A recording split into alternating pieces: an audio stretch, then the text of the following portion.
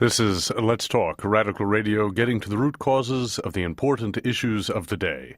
This, on the Air Community Forum, believes your voice matters and welcomes all thoughts and views without judgment. Please join today's conversation by calling 415-663-8492 or tweet us at Let's Talk on KWMR. Well, this is fantastic. It is March 16th. My name is Charles Schultz. I'm here with Paul Raffel and Stephen Hurwitz. Hello there. Let's Talk. Wait. Here he is. Yes, and when you call in to 415-663-8492 or 8317, when you call in, you'll hear this weird little sneak noise as I put you in the system. When you hear me say you're on the air, please give us your first name, turn down your radio, and please watch your language because, you know, that's what we have to do on public radio. Okay, today we are talking about Slavery. Slavery in the modern world. Does that really happen these days? I know. I thought that was outlawed. Well, it is outlawed everywhere, and it's happening everywhere, especially, well, not especially, but including here in the United States, which we'll get into later. Well, it's a big topic. I mean, I don't think people appreciate how much slavery still exists. And here comes Robin Carpenter. Oh, my goodness. An expert on slavery. Is Andy going to chime in on that?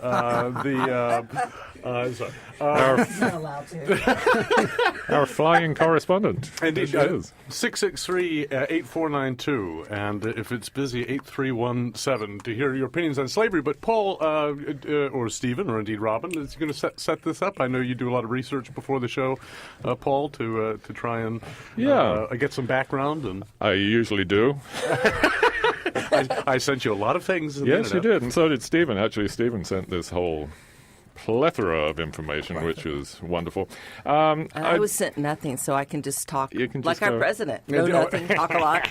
Slavery's done. I was doing that way before Trump. So let me. We're not supposed to say that word anymore. Oh, is that so? I didn't say don't the say word. Trump. I know you didn't. I said the P word. Oh, I see. So let's kick off right away with the United States because, you know, it's not the worst place for slavery in the world, but we do pride ourselves, don't we, on being a free nation. And the wonderful Ray Levine, who used to be here and is now in Seattle, she wrote in. She couldn't call in, but she urges everyone to watch the film 13th. Which is available on Netflix. It's about the 13th Amendment of the Constitution, which is, of course, neither slavery nor involuntary servitude shall exist within the United States, except as a punishment for crime, whereof the party shall have been duly convicted, which is the loophole by which the vast U.S. prison complex system is enabled to not employ, but to utilize forced labor of prisoners. So since 1 in 9 people in the U.S. are in prison, 1 in 9 black people, I believe, more 17-year-old black kids in jail than are in college. And since the U.S. is not allowed to import anything made by forced labor or prisoners from overseas, luckily, we have our own system so that we can overcome that. So, homegrown slavery, right? We reinvented the slave trade. 100% of all military helmets, belts, bulletproof vests, ID tags, and other appurtenances of the military are made in prisons. 93% of U.S.-made paints are made in U.S. prisons. 33% of appliances, 21% of office furniture, etc., etc. Startling. I love this country. Wow. Well, and there's certain laws that prevent those goods from being sold in the United States. So lots of things we export also based on our slave prison system. Well, no, I mean, we can use anything that's made here as long as we're not importing it from elsewhere. But we actually are importing from elsewhere, especially our seafood, because America imports something like 85% of its seafood. Yes. And there's been expose after expose about basically, you know, foreign entities are using slave labor to produce farmed shrimp, those kinds of things. So, and most of our seafood is never even inspected. Don't eat Asian shrimp, right? Basically. Now, poor fellow who sailed the South Seas, you told you told me that you encountered this, that the Koreans use sort of prison stroke slave shipping or fishing. The old tuna boat fleet from Korea, the Korean fishing boats, which are all over the Pacific, at least all over the Pacific, maybe in the Indian Ocean too. They used to anyway when I was out there such a long time ago. They had prisoners on board who did the fishing.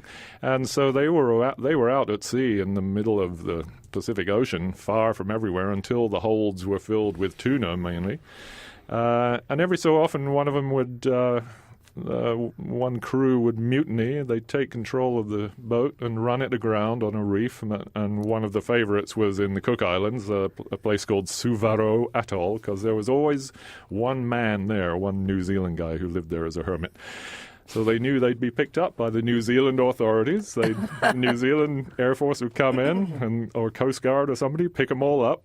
And so there's this atoll, this reef. It's like the bus stop. It's full of boats. It's full of these Korean fishing boats, which was great for this guy who was living there because he could scavenge he'd get all the lines and 2x4s, all kinds of stuff he had. Anyway. Well, Mark Dowie had turned us on to, there was an Associated Press story that won the Pulitzer Prize for Public Service in 2016. And over the course of 18 months, Associated Press journalists located men held in cages, tracked ships, stalked refrigerated trucks, and exposed the abusive practices of the fishing industry in Southeast Asia. So they did an exhaustive, if anybody wants to read it, it is fascinating, that, these people were being good old-fashioned slavery in cages in the holds of these boats. Yeah.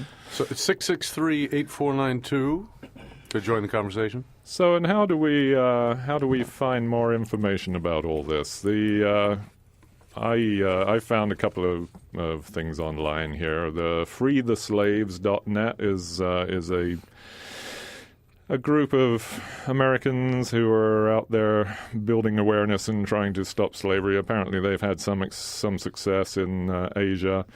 There's another knowthechain.org, which does They do assessments of companies and how careful they are about not employing slave labor and getting supplies from slave labor employers, which of course includes not just Apple, but the technology biz. We're sourcing raw materials from places where there are small kids digging in the ground, carrying baskets all day. Everyone's in debt to the company store. None of them are getting paid. And U.S. farm workers, let's not forget them. Those wonderful strawberries. And I think that when I did an article on called The Hands That Feed Us years ago, I talked to a Stanford economist, and he was saying that our American and most strong capitalist economies are based and must have slave labor. So we started with African American slaves that were brought over, and then slave labor includes, according to him, immigrants that are taken advantage of and paid, below poverty wages and treated in a way that really keeps them, bound and indebted and is not a living wage. And so therefore, the only way to ever even stop that, pardon me, is to shift how our economy is based. And basically anywhere where you have a colonialistic government and capitalistic government, we are based on that. And if capitalism rules, which is, profit, 5-year-olds that can crawl in holes and dig out rare minerals are valuable. So there's to send the kids up the chimneys in London. And there's a moral, there's a moral view about it and I know of stories from students I've had at Marin Literacy where they've had women in Tiburon lock them in the houses and turn on the alarm system to make sure they worked the 6 hours they promised to clean the house. Oh, boy. So, we have to look at our own dirty laundry, too, about we've continued, the slave labor when we stopped slavery just got filled in by immigrants being taken advantage of. Even more than immigrants, this just takes it to a whole new level, but that's why I'm here. Back in the 70s, Ivan Illich was talking about the concept of energy slaves, that all of the work that our slaves and servants used to do for us has been replaced by these machines that require mostly combustion of fossil fuels, right? It's causing all this exploitation of the earth and destroying the environment.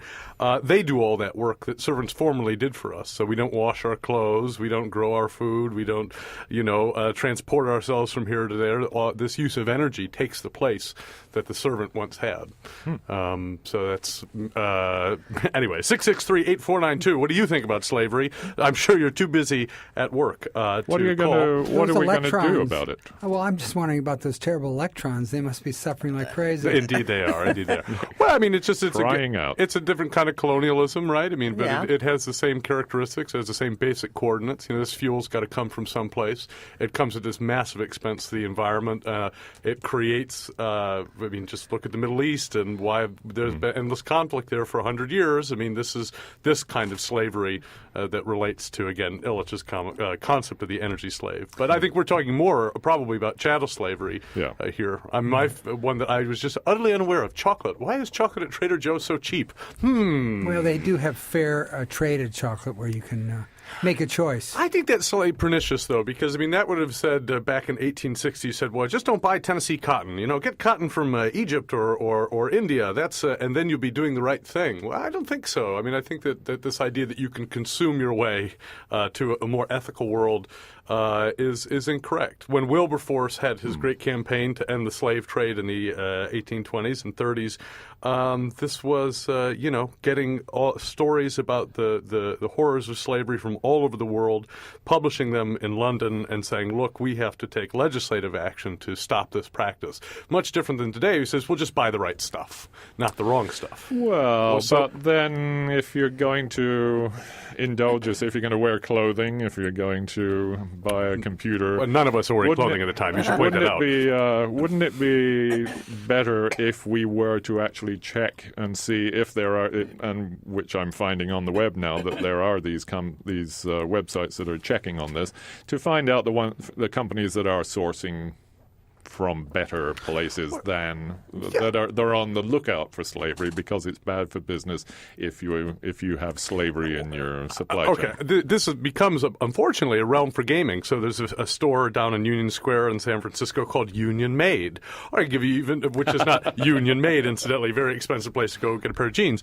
And there was some outcry about this, but then you also have stuff like organics, which have become a realm for gaming. There are people who are really rigorous and trying to do the right thing in terms of organic milk and dairy. Our native, or beloved anyway, Marshall has got, Strauss Dairy. They're pretty rigorous, as far as I understand, in terms of really pushing the envelope and trying to do what they can to be organic, be GMO-free, etc. But for some people, organic is just totally gamed. And how do you know? How do you know? Before you go far afield, though, you have to leave us something to do. I mean, we can't be left with complete powerlessness. We have to be able to make some choices. But that's right. No, you see, this is the only choices you have a commercial. You're saying the only thing you can do is buy and sell, and I think that's how reduced our self-conception has become in the last 40 years. You can't actually grow cacao beans in West Marin, as far as I know. So if you want a bar of chocky, I have a bar of chocky now and again. The thing is, do you really need it? I mean, it's very nice.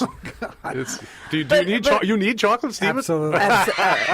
Once a day. Well, boy. It's Coffee. for you, by the way. Let's just say coffee, which is a ubiquitous thing, maybe more ubiquitous than chocolate. It is. How do we know? It's one of the biggest commodities in the world. But I think that we have to have that combination. We have to be pushing for legislation. We have to be pushing for political action. We have to look at our own, understanding why having a living minimum wage is important, understanding why we need to be doing activist work in the immigrant communities, things that can be done. So I think it's that combination, because, making change at the corporate level, the best way you can hit them is by the dollar. If it's like, no one's buying, suddenly General Mills is like, our cereal's non-GMO now. Whereas, that's because the consumers won't eat it. Exactly. So, those kinds of things can have an impact. But at the end of the day, we still, and because those always fall far behind and kind of shadow the issue, we have to be doing whatever we can locally, and then pushing for legislation. And why aren't we? Why are we allowing imports of this seafood that, first of all, is grown in the nastiest conditions you can even imagine by slaves? So why? Tilapia. Why are you asking when you China eat out? don't eat anything. The pig feces go into feed the shrimp. Well, yeah. Well, If you're lucky. Well, I mean, this again, the wealthy, right? People in West Marin have a huge amount of choice in terms of what they consume or don't consume. Sure. The vast majority of the population don't have those choices. It's a false choice, and I think you do. I mean, the things that allow that seafood in the United States, that's politics. Those are trade agreements.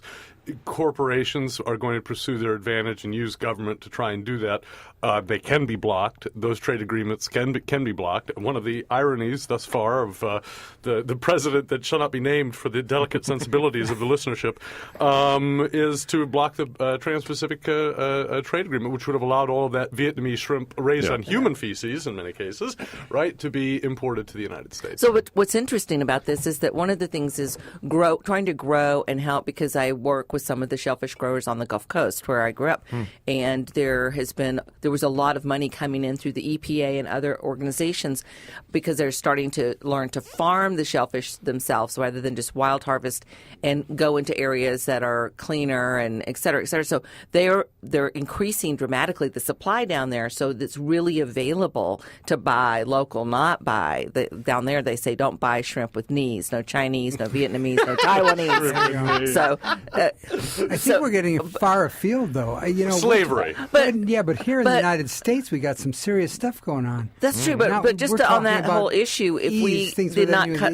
Well, but we're an empire, so you can't talk about America without talking about the world. But I'm just saying, in that one specific instance, the cutting of those funds that were severely cut by the new administration, maybe shutting down this huge industry that's been creating jobs and giving a cost-effective way to eat local, healthy food not raised by slaves. So locally in that area, people are writing and doing what they can. But I can see, so when you have an opportunity in an area where you are to push back, that something's happening there that helps prevent that, I think that we have to look at every avenue, but as to Steve's point too, is look at where are we playing into it. Sure. 663-8492, 663-8492 is the number. Please call and tell us your view. There have been some serious exposés on the whole subject, especially farm workers in Mexico and the United States, and it has really brought very little change. So now we know about it, but are we going to do anything about it? But, I think about California. What happens in California has an effect on the whole country. If California makes a choice, then these companies can't sell in California unless they make those changes nationwide. So I think California has a huge responsibility. Well, it's interesting because then you run into trade agreements. You also run into, if something's being brought in, like with the whole cage-free chickens for eggs, the state gets sued for stopping interstate commerce. So, But we have successfully won in those arenas. And oddly enough, we have an administration that touts states' rights theoretically, unless it goes against their agenda. But I think you're right, Steve, because we're, the sixth largest economy on the planet. But how do we deal with trade agreements and that sort of thing? Well, if California says no GMO in your cereal, they have to put that on all the packages. They can't just have.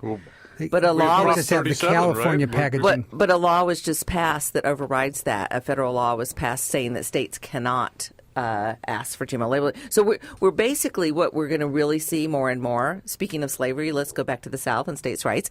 But we're going to see more and more this divide occurring, whereas California and the West Coast in general is so far ahead in certain ways of thinking, or so far removed from the rest of the country, that this issue of states' rights and how, right now they're lowering the fuel standards that Obama put in place, and California's led the way in car emissions with lots of lawsuits. So I think we are going to see us having to really take a tougher and tougher stand, and it'll be interesting to see if we'll be even taking on, can we actually as a state form some of our own trade agreements? But California is a place where there is a lot of slavery.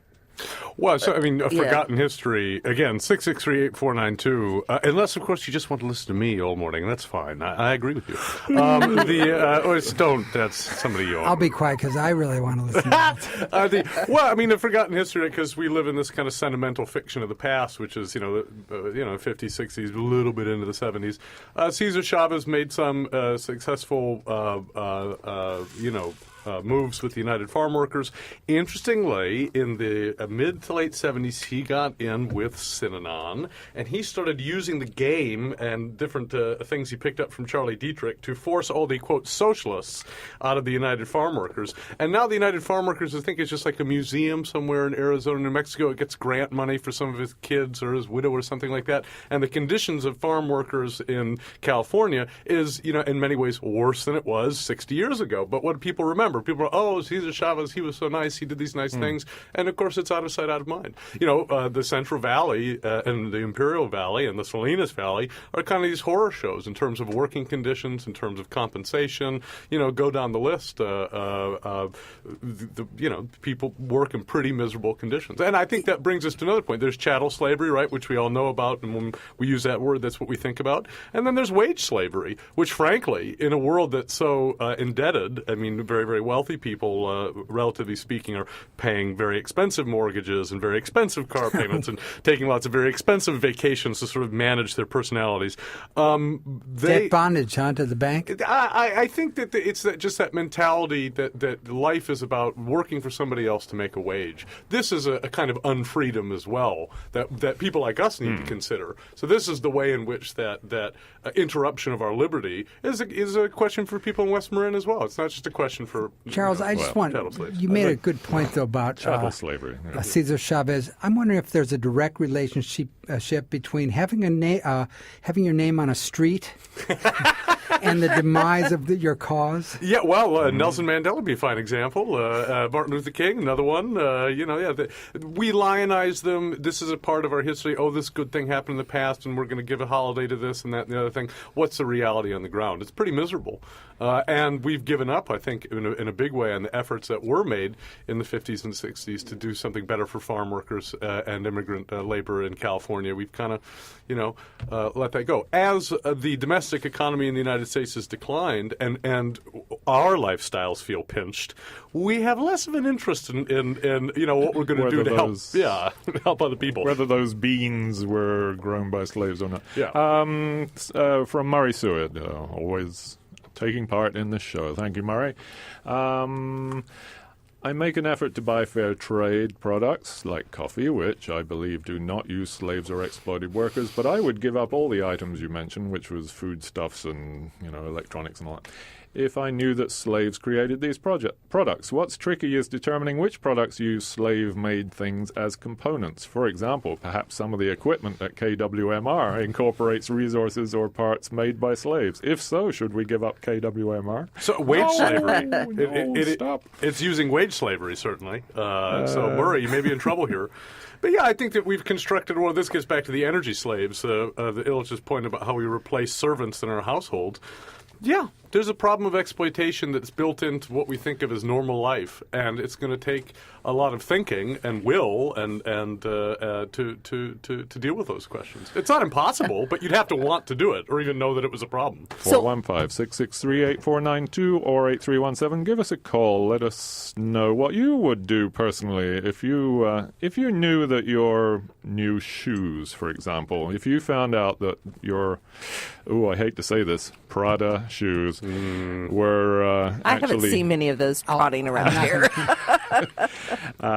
If they were made by slave labor, would you do away with them? Would you throw them away? Would you send them back? Would you? Are you willing to boycott products that have been proven to involve slavery in there? Well, iPhones. Are you willing to give up your iPhone? Yeah, no, I think, but people, and this is not just giving up a phone. It's not just a means of communication. This is your voice. I see people now overwhelmingly of all ages communicating by text. Indeed, someone's there was a flashing communicate light. by telephone. Oh, amazing!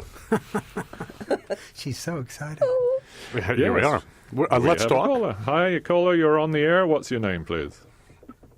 My name is Sally. Did someone say Prada?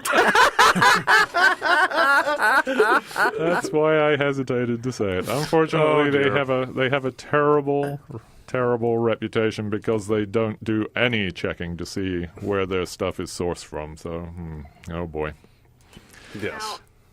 This is interesting because in the clothing industry, so you want to buy clothes that aren't made in China. That's sort of the conventional wisdom.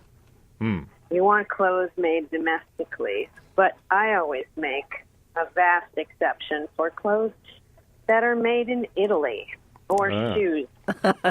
I agree. And I'm not kidding, okay? So, yeah, how do you tell?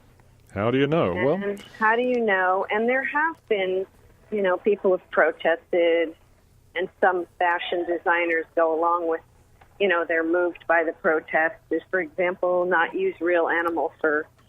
So how do you know what the conditions are? I mean, I have a romantic vision of my Gucci dress, would it were that I had one, being hand sewn by little Italian ladies. Yes, and doing it joyfully. And yes. Just got off their 3-hour lunch. Singing. Not being paid by the stitch. Yeah. Well, unfortunately, that may not be the case. I mean, the clothing industry, as we know, is. But there is a change occurring because yes, well, this is the thing. I'm wearing an Eileen Fisher organic cotton jersey shirt. And if you go to the Eileen Fisher site... Does she live on the Mesa? You stole her shirt? I stole her shirt. Oh, that Eileen Fisher. That's why she's wearing a bra all day, walking the trails. That explains it. If you go to her site, they'll show where they source their cotton from, what dyes and chemicals they're using. Excellent. They have a recycle for your clothing, depending on what it is, because they have an organic linen line and a cotton line. They also talk about what they're paying workers. So now, of course, this is all great marketing and sales, but it's a great site. You might want to check it out, Sally. They have on the site, they talk about how they've sourced 15% more of their clothing made here, and so you are starting to see in the clothing business an awareness, but you have to be aware of the whole greenwashing, marketing BS thing. Sure, who's overseeing the? Well, but there's an article here about the Italian and all kinds. I mean, Hugo Boss, all the Adidas, Gap, H&M. I know what you're going to say. Hugo Boss got his start doing what? Does anybody know the details of that? Making uniforms for the Nazi army. That was Hugo Boss. Well, they Very did good. look They good. were very snappy. They were snappy. But yeah, so the Guardian. So you check with media. You check this Know the Chain. You check the Free the Slave site because they're the ones who are doing a lot of the research into which products are clean and which aren't. In this way, so anyway. Free the Slaves, is that the site? Free the Slaves. Where are we? Here we are. Slavery Today. freetheslaves.net. And they're able to track international... Yeah, they're working all over the world fighting slavery. I don't know where their money is coming from, but... How am I going to not... Okay, I'm sorry. I was going to ask an absurdly frivolous question. Oh, please do. How can I do without the Prada? Yes. What am I going to wear to my daughter's wedding this What am summer? I going to do without Prada shoes here and there in my life? Oh, okay, I'll stop. Your inner beauty. your inner beauty is going to have to shine through, I'm afraid. There you go. Oh, I'll have to get a pedicure and hoof it in bare feet. It's a good look. All right. Well, thank you for Sorry to... show. We're saving your soul. Oh, save soul. Oh. Thank you, Sally. Oh. Ooh, okay. Bad fun. Yeah, on that note, Bye. yeah. Thank you. 663-8492 or 8317. Please, we need callers. I just say, Can I just say, this is KWMR, Point Reyes Station, 90.5 in Point Reyes Station. Caller, hang on. I've just got to do this break here. 89.9 Bolinas, 92.3 San Geronimo Valley. KWMR is supported by Dance Palace Community and Cultural Center located at 5th and B Streets in Point Reyes Station. Member supported, the Dance Palace offers classes, events, and facility rentals for all the communities of West Marin. Membership information, volunteer opportunities, and schedules available at 415-663-1075 or online at dancepalace.org.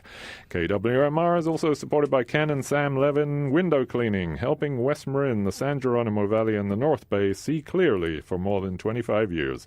Additional services include clearing gutters and downspouts as well as cleaning solar panels. They make house calls and can be reached at 415-663-9669. That's 415-663-9669. How else would they do it? Anyway, sorry. Shouldn't. They send their slave commenting. robots out. No commenting on this.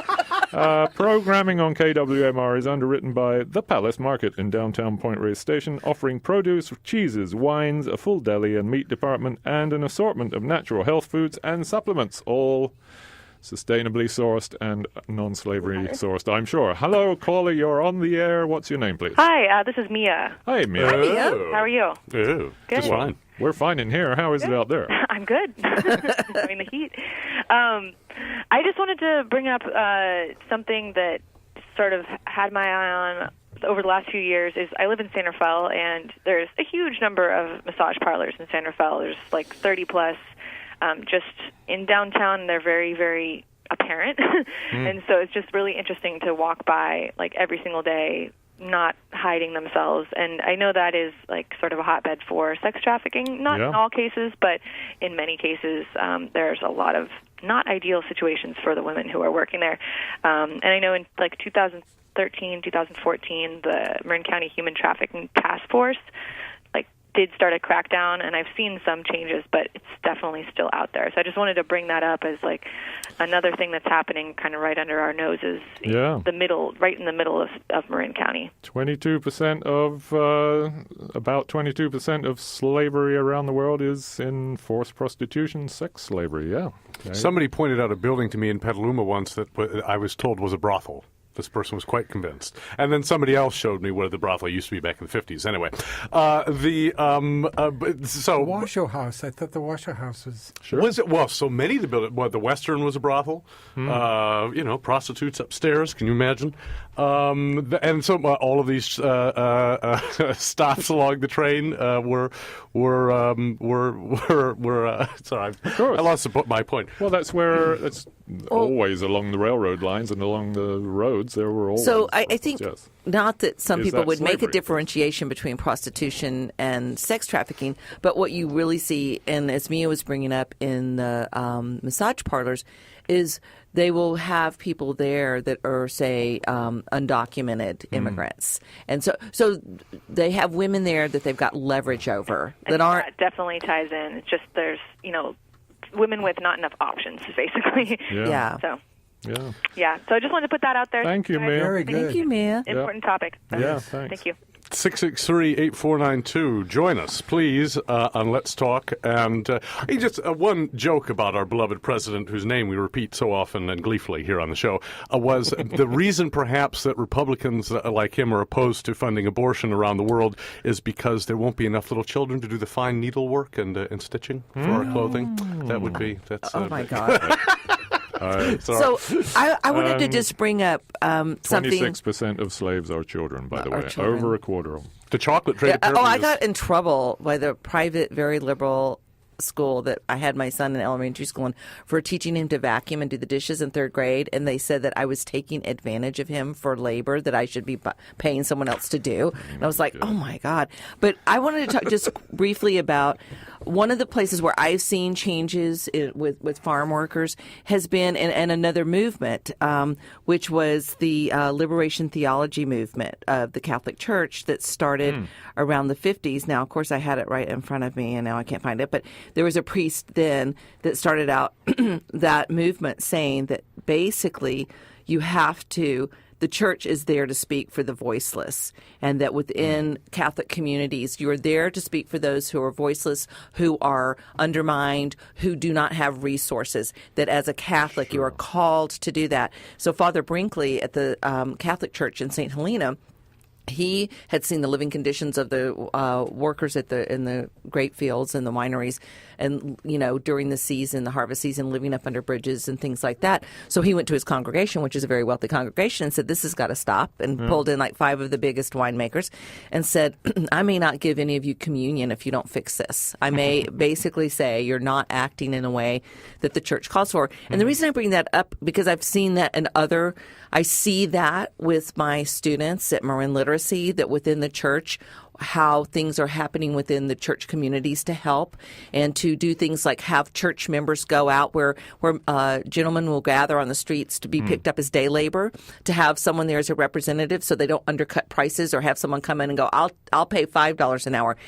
So I've been seeing a lot of where the churches are helping, and we have a pope now that is very, and just to proviso, I'm not Catholic, but we have a pope who is very seems to be very humanistic, kind, actual spiritual person.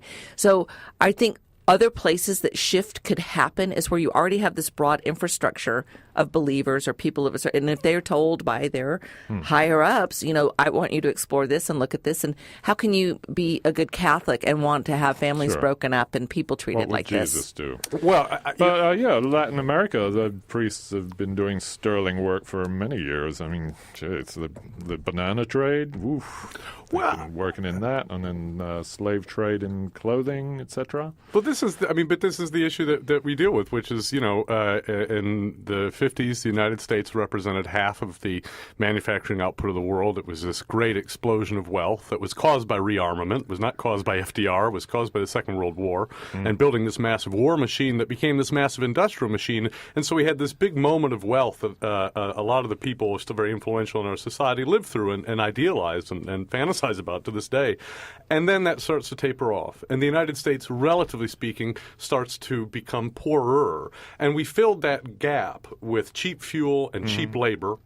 And so to this day, when you go out to a restaurant that is massively subsidized by immigrant labor and farms and kitchens, et cetera, the clothing you buy, all of these things, we still have this feeling of wealth because we can consume at a very high level because of Chinese manufactured goods produced by people that, if you had labor practices like that in the United States, you would be in before the courts, like Tim Cook, would if he tried to do what he does in China in Cupertino, he would be in deep, deep trouble.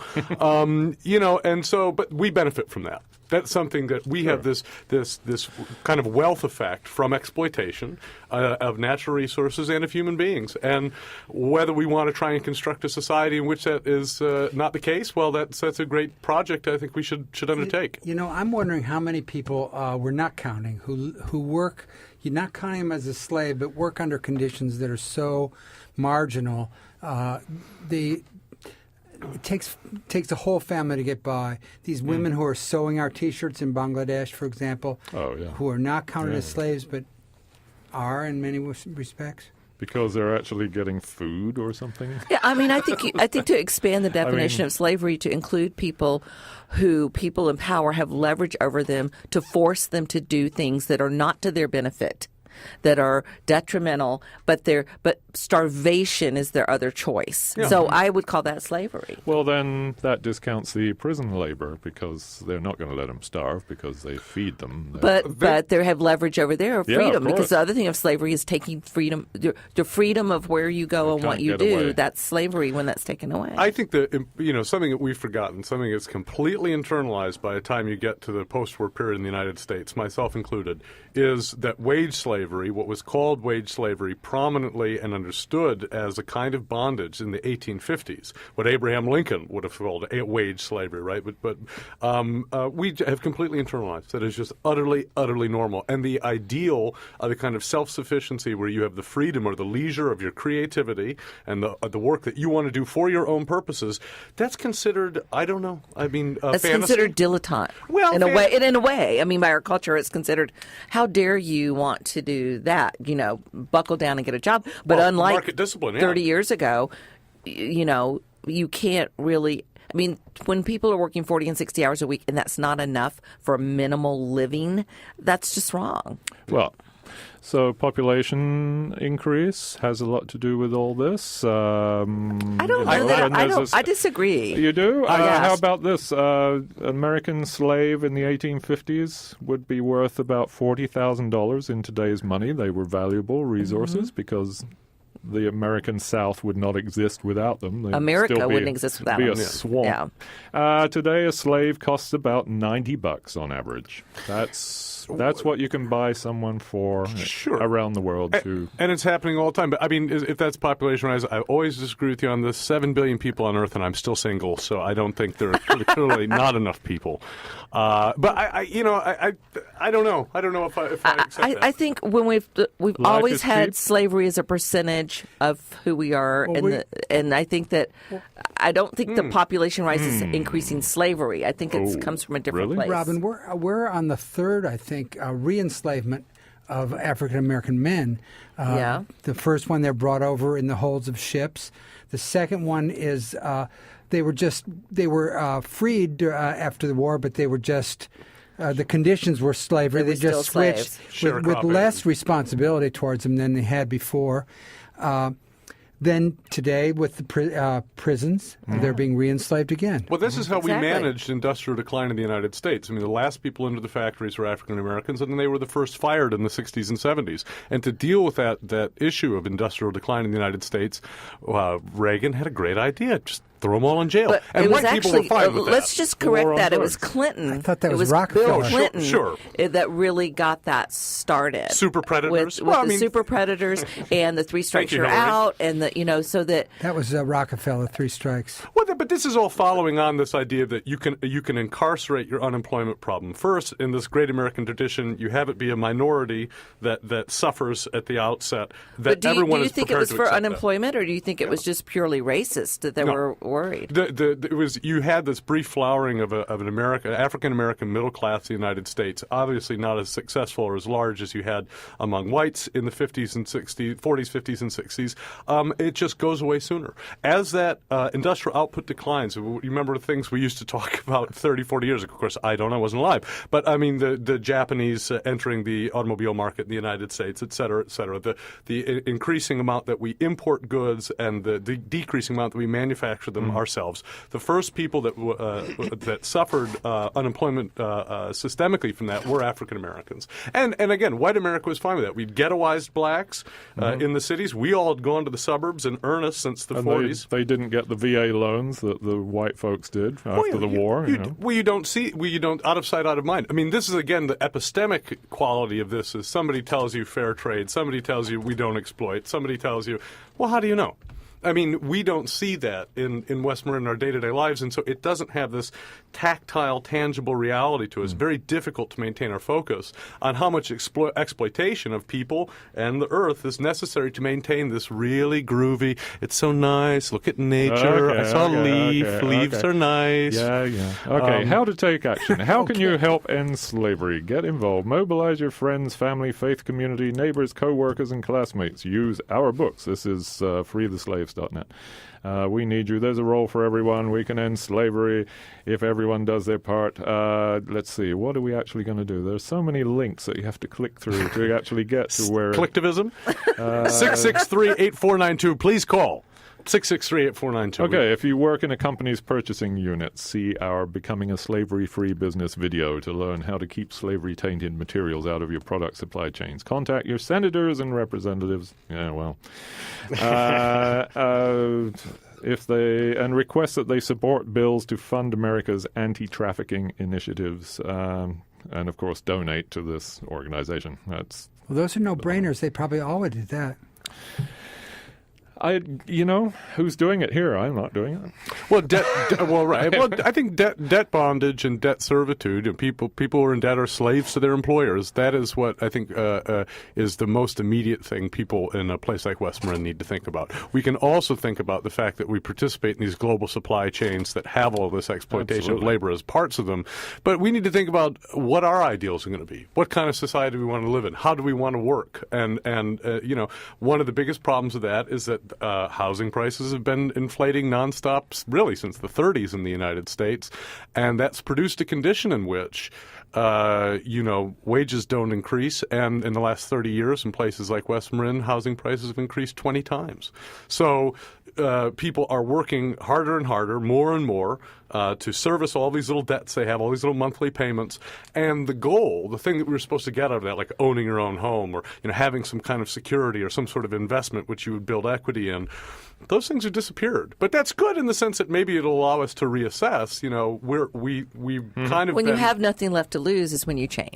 I think so. In but a way. The other problem with that, I mean, Mark, the only thing we have to lose is our chains, is that people have so much more to lose now. We really can't function without the phones, our personalities don't function. But as far as like home ownership and things like that, especially, I see in my son's generation, that they're paying off their student loan debts. The idea that, and my son Luis says it's like there are two different worlds of us who, in his class from Reed, some of them got picked up by the investment bankers and real estate people, and they're living this life that's unbelievable. And then the others decided to stay working as a biochemist or, going to law school or whatever, that there are these two different worlds.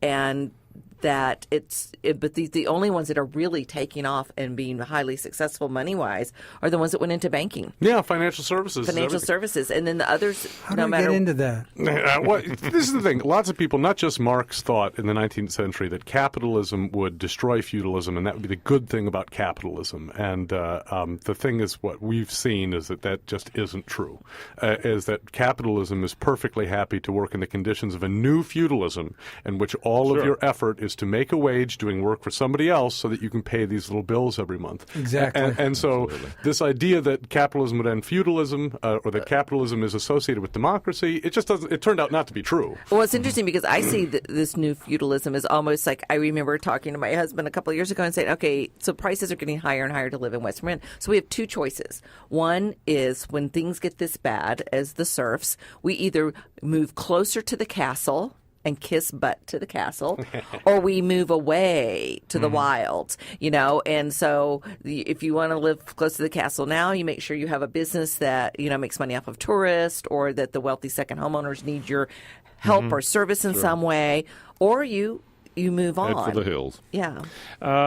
Creating slavery-free commerce. Businesses should clarify to all employees, suppliers, and subcontractors slavery will not be tolerated. Investment managers, should conduct thorough research to know which companies are working to end slavery in their supply chains.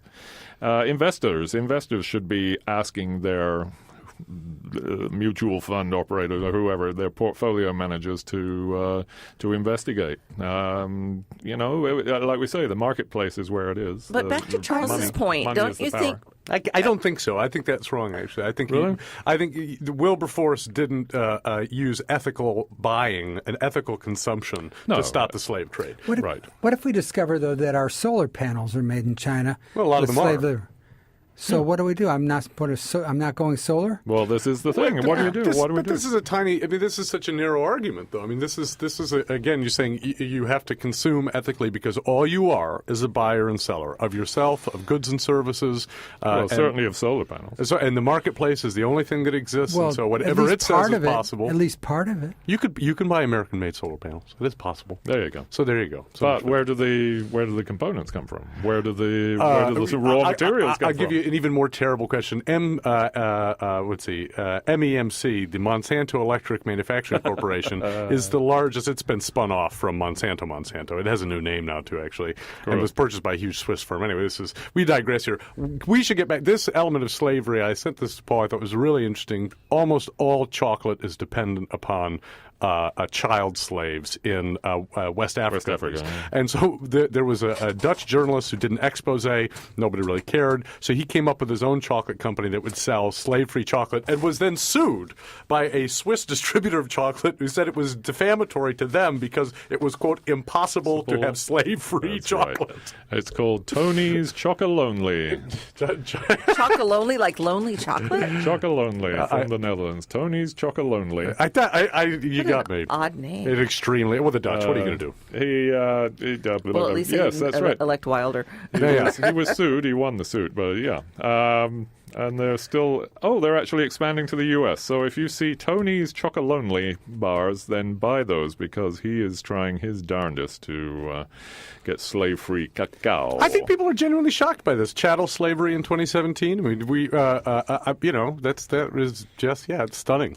And of course, I think we can change our lifestyles radically. We do all the time. People say, "I can't live without this. I can't live without that." Yes, you can.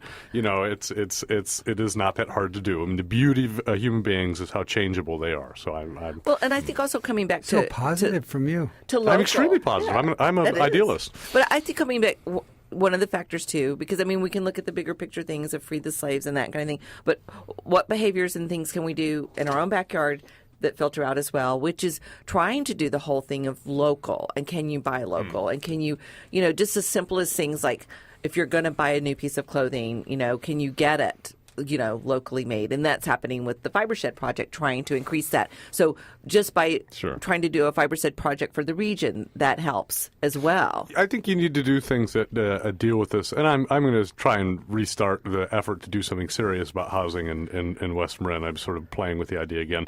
But you need to address this problem of property values and what ways you can do that. Because the problem is, given property values in places like the United States, Marin in particular, you start talking about $700 pairs of jeans and $4,000 boots and $800 sweaters.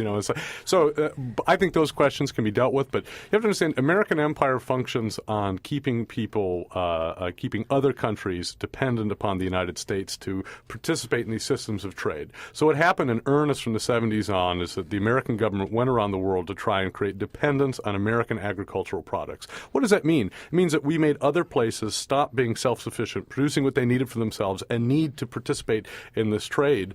And so if we can set examples of self-sufficiency locally, then we can have that be our export to other places. Say, hey, no, you don't have to live on American grain. You don't have to, in exchange for that American grain, make our T-shirts and shoes. We gave them the Green Revolution. But what's interesting is China won't take our pork. Russia won't take our wheat. Well, China raises a lot of pork in the United States. But what I'm seeing is that because of what we've done with the Green Revolution, because of other countries GMOs. Now, they don't want GMOs. They don't want contamination from glyphosate. They don't want pigs that have been fed, I can never pronounce that hormone correctly, ractaminophene or something like that they give pigs right before they harvest them to make them extra lean, and it's a carcinogen. Oh, yeah. And so what's happening now agriculturally is people don't want our food. But you're right. I mean, it devastated Mexico as far as all of the subsistence farms and the local farming and the 300 different kinds of trace corn. So we basically are exporting our beans lifestyle. and rice are going to Mexico. And maize and corn. Yeah, and so, but the argument, and madness. this is the really ugly and pernicious argument you hear a lot. I heard it on TED Talks. I was driving, I almost wanted to drive off the road. I have that feeling often. Was that, the Mexicans have been forced off the land in Mexico and now wash dishes in Duluth, Minnesota. Their buying power has increased. They can buy more because that is the only measure we have of whether we're a healthy or unhealthy society. How much can you buy? And just to put that in West Marin terms, rich people, they don't buy stuff, they buy experiences. So it's really, how many times have you been to Oaxaca this year or to Angkor Wat to get some selfies in? We buy experiences, not stuff. So just to make that clear. That's true, yes. So yes, we have look how enough much, stuff. look how much better off they are here than they were there. But as you said earlier, now there's with this president who shan't be named, the immigration policies, the ICE thing, that's a whole new method of restraining people's freedom, right? Well, what he's going to do is wreck our economy because right now, without those people, that cheap labor, we will be in big trouble economically. I think we have to be creative, Start but planting. It's really exciting and the thing is that the marketplace is not going to be the solution to this. Actually, the things that we can do and change, we can do with political institutions and that already exist, and we can think our way out of these problems. It is possible. I think we lack confidence, and we are infantilized by this world that just you're just a buyer of stuff. You don't know how to make anything. You don't know how to do anything. I have to, whenever the Aladdin's lamp comes onto the dashboard, I have to take it to Paul Raffel. Apparently it means there's missing oil or something like that. I don't know. That is just about. I really love that. The Aladdin's lamp came on. What does that mean? Well, I don't know. Apparently there was no oil in the car. That's fantastic. Anyway, thank you, everybody, and thanks to callers. Yeah, that was fun. Thank you to all our listeners today and callers. I hope you'll tune in every Thursday at 11 because your voice really matters. You know, there's 4 of us here. It's hard to get words in edgewise, of course, but... a final call. Oh, my God. We only have a few moments. We can maybe slip you in for a minute or two. Hello, caller, you're on the air. They're not cheap. That's a big fantasy. What's not cheap? Hello? Hello? What's not cheap? He's gone. I think Or- maybe he was referring to when I said cheap labor. I don't know. Yeah. Well, Not cheap. well, Or trips to Angkor Wat, not cheap, apparently. oh, I see. Well, thanks for the call anyway. Yes, you've been listening to Let's Talk. KWMR does not take a stand on any of the issues discussed on Let's Talk. Opinions expressed on this program are those of the hosts and callers and don't necessarily reflect the views of KWMR, its board of directors, underwriters, or members. We'll be on next week, and it's Pledge Week. Starting tomorrow. So next week, I think maybe we'll talk about the future of public radio, public broadcasting. Funding Because come under attack. The budget just came out, and guess who's up for the axe? Yes, everybody. Well, okay. So yeah, tune in every Thursday and donate. Often donate hugely this week to KWMR. Thanks. Thank to you. Charles. Thank you, Robin. Good to see you again. Steven, Yep. excuse me. Take care. Steven. He works for certain people. And this has been Let's Talk. His friendship